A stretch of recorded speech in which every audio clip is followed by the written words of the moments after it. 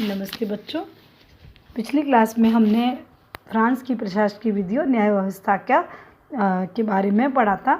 उसी को आगे बढ़ाते हुए आज हम पढ़ेंगे कि फ्रांस में प्रशासकीय विधि का क्या स्वरूप है, वह प्रशासकीय विधि और न्याय व्यवस्था किस प्रकार कार्य करती है। जैसा कि हमने पढ़ा कि प्रशासकीय न्याय या प्रशासकीय विधि का जो मतलब होता है कि सरकारी पदाधिकारी और आम जनता के बीच के जो विवाद होते हैं या उनके आपसी जो व्यवहार से संबंधित जो नियम होते हैं वह अलग होते हैं।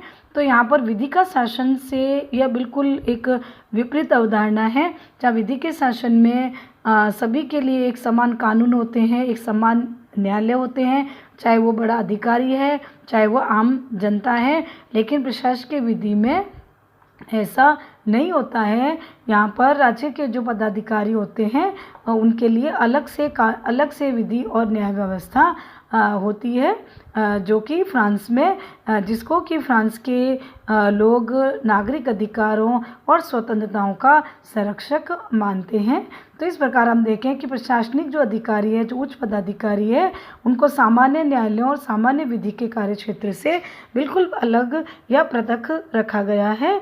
तो फ्रांस में किस प्रकार प्रशासकीय विधि काम करती है, या फिर इंग्लैंड में विधि के शासन से प्रशासकीय विधि किस प्रकार अलग होती है, उसके बारे में हम विवेचन करेंगे। तो प्रशासकीय विधि का क्या स्वरूप है वहाँ पर, क्योंकि फ्रांस में अलग से सरकारी पदाधिकारियों के लिए अलग से विधि और न्याय की व्यवस्था है, जिसको प्रशासकीय विधि और न्याय कहते हैं।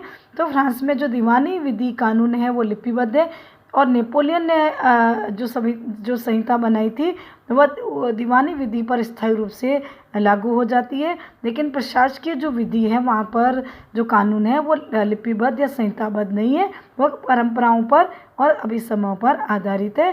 तो इस प्रकार फ्रांस में प्रशासकीय विधि जो है वह लिखित रूप में नहीं है, बल्कि वो परंपराओं पर आधारित है। प्रशासकीय विधि जो है वो एक प्रकार से हम देखें तो प्रशासकीय न्यायाधीशों के निर्णयों का समूह मात्र है। और इस रूप में अगर हम देखें तो इसकी तुलना हम इंग्लैंड में जो न्यायाधीशों द्वारा निर्मित कानून होता है उसके द्वारा हम कर सकते हैं। तो प्रशासकीय विधि फ्रांस में एक प्रकार से अपने न्यायाधीशों के द्वारा निर्मित या दिए गए निर्णयों के रूप में जानी जाती है। तो प्रशासकीय विधि जो है इंग्लैंड में विधि के शासन से किस प्रकार अलग है, या उससे हम उसकी किस प्रकार तुलना कर सकते हैं, ताकि हम प्रशासकीय विधि को भली भांति समझ सकें। तो जैसा कि हम जानते हैं कि इंग्लैंड और फ्रांस ये दोनों यूरोप के दो महत्वपूर्ण राज्य हैं, और ये दोनों पृथक पृथक विधि और न्याय व्यवस्थाओं का प्रतिनिधित्व करते हैं। जहाँ हम देखते हैं कि ब्रिटेन विधि के शासन के लिए विख्यात है, वहीं फ्रांस में प्रशासकीय विधि और न्याय की व्यवस्था है। विधि का शासन, जैसा कि हमने पढ़ा कि विधि सबके लिए समान होती है, सबके लिए एक समान कानून और न्याय व्यवस्था होती है, चाहे वो बड़ा अधिकारी है, चाहे वो आम जनता है, साधारण नागरिक है, चाहे वो अमीर है चाहे वो गरीब है, सभी के लिए एक जैसी विधि है और सभी उसी के अंतर्गत आते हैं। तो ब्रिटेन में वहाँ के जो नागरिक है, वहाँ के लोग हैं, वो इसको नागरिक अधिकार और स्वतंत्रताओं का संरक्षक मानते हैं। तो विधि के शासन में कि किसी भी व्यक्ति को उस समय तक दंडित नहीं किया जा सकता जब तक कि साधारण कानूनों में साधारण कानून निर्माण की प्रक्रिया के अनुसार कोई कानून भंग न करे। दूसरा, कानून के समान, कानून की नज़र में सभी बराबर है, चाहे वो सामान्य नागरिक है चाहे वो बड़ा पदाधिकारी है। फिर सभी के लिए एक ही प्रकार के कानून है, एक ही प्रकार की न्यायालय है। तो इस प्रकार ब्रिटेन में विधि की शासन की व्यवस्था के अंतर्गत साधारण जनता और सरकारी पदाधिकारियों में कानून की नज़र में कोई भेद नहीं किया गया, और सभी के लिए एक ही प्रकार के कानून, एक ही प्रकार की न्याय व्यवस्था है। लेकिन फ्रांस की जो प्रशासकीय विधि की जो व्यवस्था है वो ब्रिटेन से बिल्कुल विपरीत है। फ्रांस में प्रशासकीय विधि जो है उसका जो अपनाया गया है वो इस रूप में है कि फ्रांस में सामान्य नागरिकों के बीच जो विवाद उत्पन्न होते हैं उसके लिए साधारण कानून है, जो साधारण न्यायालयों के अंतर्गत काम करते हैं। यानी कि सामान्य नागरिकों के बीच के विवादों को साधारण कानूनों के अंतर्गत सामान्य न्यायालयों के द्वारा निपटाया जाता है। लेकिन यदि सरकारी अधिकारी और साधारण नागरिकों के बीच में कोई विवाद उत्पन्न हो जाता है तो उसका निर्णय या उसका समाधान जो है एक विशिष्ट प्रकार के कानून यानी कि प्रशासकीय कानून के अनुसार प्रशासकीय न्यायालयों के द्वारा किया जाता है। तो इस प्रकार फ्रांस में जो कानून की जो व्यवस्था है, जो न्याय की व्यवस्था है, उसमें हम यह कह सकते हैं कि फ्रांस में कानून की दृष्टि में सभी नागरिक समान नहीं है या सभी नागरिकों को समान स्तर या दर्जा नहीं प्राप्त है।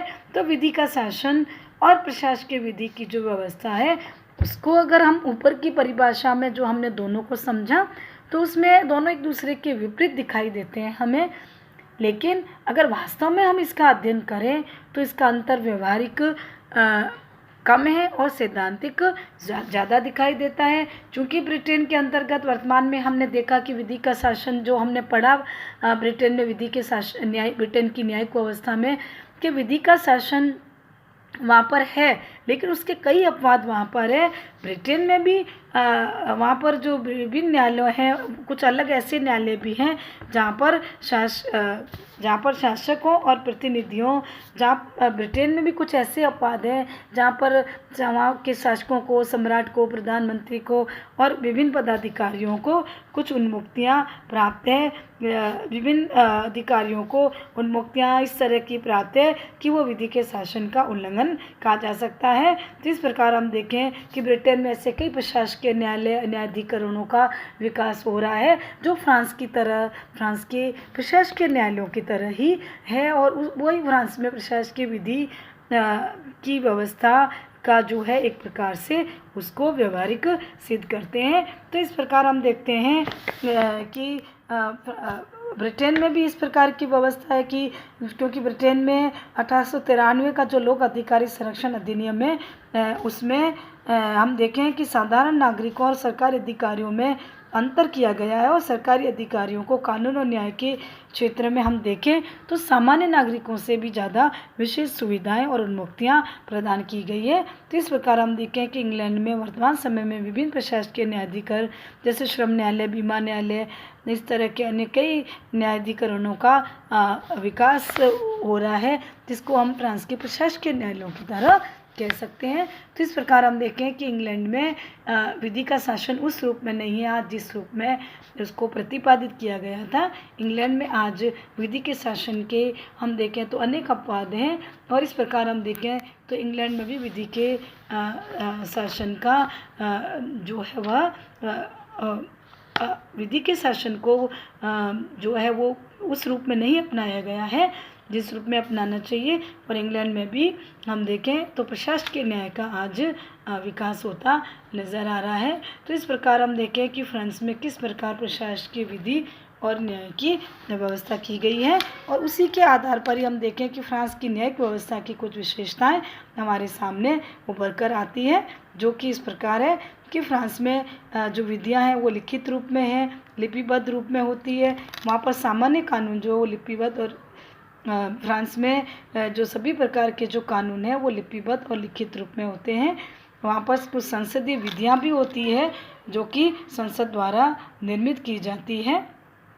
तो इस प्रकार हम देखें कि फ्रांस में इंग्लैंड की तरह विधियाँ जो है न तो रूढ़ियों और प्रथाओं पर आधारित है और न ही वहाँ पर न्यायाधीश निर्मित कोई विधियाँ विकसित हो पाई है, क्योंकि इसका एक कारण है फ्रांस में प्रशासकीय न्यायालय अलग से है।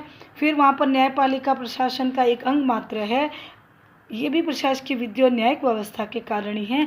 फ्रांस में न्यायपालिका स्वतंत्र नहीं है, वहाँ पर वो एक प्रशासन का अंग मात्र मानी जाती है।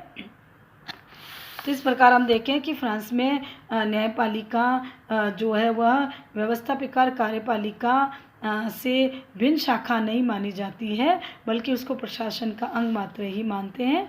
तो इस प्रकार हम देखें कि फ्रांस में जो न्यायिक प्रक्रिया या गतिविधियां होती है वो सरकारी नियंत्रण में चलती है। तो इस प्रकार हम देखें कि फ्रांस में पार्क्वेट की जो व्यवस्था होती है वह एक प्रकार से सरकारी वकील हम उसको कह सकते हैं, वो महत्वपूर्ण रूप से काम करती है और वो न्यायाधीश के रूप में ही काम करते हैं। फिर एक और व्यवस्था कि वहाँ न्यायिक पुनरावलोकन का अभाव है। फ्रांस में न्यायिक पुनरावलोकन की शक्ति का न्यायपालिका के पास अभाव है। फ्रांस में न्यायपालिका को चूँकि सामान्य प्रशासन का ही एक अंग माना जाता है। इस कारण फ्रांस में जो न्यायपालिका है वो कानूनों की संवैधानिकता की जांच का काम नहीं करती है और इसके लिए यह कार्य एक अलग से संवैधानिक परिषद को सौंपा गया है। 5वें गणतंत्र के संविधान के अनुसार जो संसद के द्वारा जो भी कानून बनाए जाते हैं उसकी संवैधानिकता की जांच का काम करती है। फिर वहाँ न्यायाधीशों की जो नियुक्ति है वो भी थोड़ा अलग तरीके से होती है। फ्रांस में न्यायाधीशों की नियुक्ति सरकारी अधिकारियों की भांति ही होती है। न्यायाधीशों की नियुक्ति का तरीका जो है वो प्रतियोगी परीक्षाओं के आधार पर उसमें जो परिणाम आते हैं उसके आधार पर एक उच्च न्यायिक परिषद द्वारा किया जाता है, जिसमें कि राष्ट्रपति है, न्याय मंत्री है और इस तरह के अधिकारी जो है वो उसमें शामिल होते हैं जो उन न्यायाधीशों की नियुक्ति करते हैं। फिर फ्रांस में प्रशासकीय न्यायालयों की व्यवस्था है। हम देखें प्रशासकीय न्यायालय फ्रांस में प्रशासकीय न्यायालयों की अलग से व्यवस्था की गई है। ये एक महत्वपूर्ण विशेषता है फ्रांस में प्रशासकीय विधि और न्याय की, जो कि हमने ऊपर भी पढ़ी है। तो फ्रांस में दो अलग अलग तरह की विधि संहिताएं और न्यायालय चलते हैं। एक साधारण न्यायालय जो आम नागरिकों के बीच के झगड़ों का निपटारा करते हैं। दूसरे प्रशासकीय न्यायालय जो प्रशासकीय कानूनों के अनुसार आम नागरिकों और सरकारी अधिकारियों के बीच के विवादों का निपटारा करते हैं। तो इस प्रकार प्रशासकीय न्यायालय जो है वो वहाँ पर महत्वपूर्ण स्थान प्राप्त है प्रशासकीय न्यायालय को वहाँ, जो कि सामान्य नागरिकों और सरकारी पदाधिकारियों के बीच उत्पन्न होने वाले विभिन्न विवादों का निपटारा करने का काम करते हैं। तो इस प्रकार हम देखें कि प्रशासकीय न्यायालय जो है वो फ्रांस की न्यायिक व्यवस्था की सबसे महत्वपूर्ण विशेषता है। तो इस प्रकार फ्रांस में जो है प्रशासकीय न्यायालयों के साथ साथ हम देखें अन्य न्यायालय भी हैं, जैसे सामान्य न्यायालय, संवैधानिक परिषद, उच्च न्यायिक परिषद, न्याय का उच्च न्यायालय, ये समस्त न्यायालय जो है वो वहाँ पर काम करते हैं।